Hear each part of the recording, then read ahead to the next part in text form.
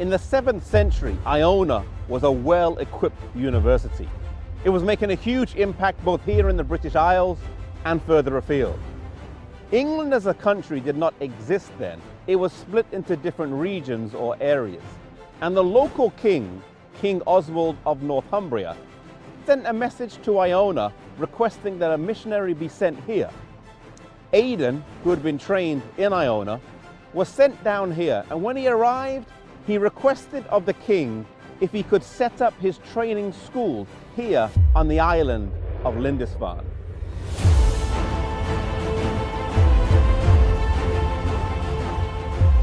Lindisfarne lies 235 miles from Áyona, which if travelled by foot would take over a week. It is also known as the Holy Island, though it's not completely isolated from the mainland. It's a tidal island, approximately 1,000 acres, 3 miles long and 1.5 miles wide, and twice a day when the tide comes in, the island is isolated. There is something about the solitude and isolation of being on an island that these early missionaries seem to value, a place to come aside, rest, study, and be equipped for mission service.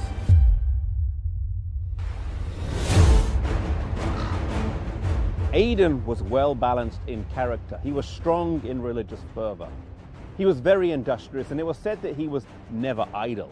In him was that living flame which burned so strong in many of the missionaries that were sent out by Patrick and Columba.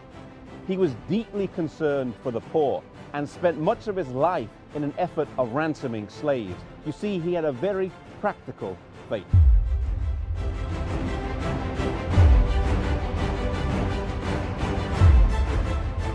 He did for England what Columba had done for Scotland.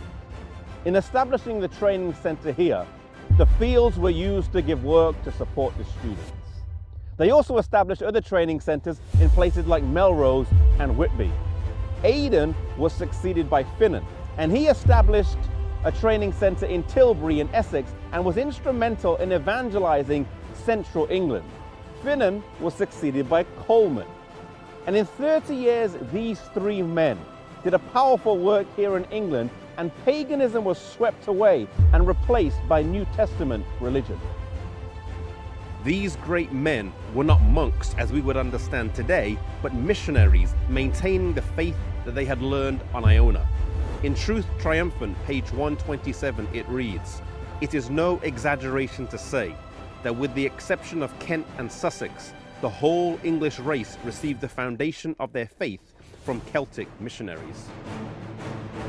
You see, in 30 years, these men took the gospel to the country of England, and almost 3/4 was won by their missionary work. They did this in an age where they had no internet, no TVs, no modern forms of communication that we have. Today, God has placed us in different parts of this country, in different parts of the world. And He's given to us His word, He's given to us the message that He wants to be taken to every nation, tongue, and people.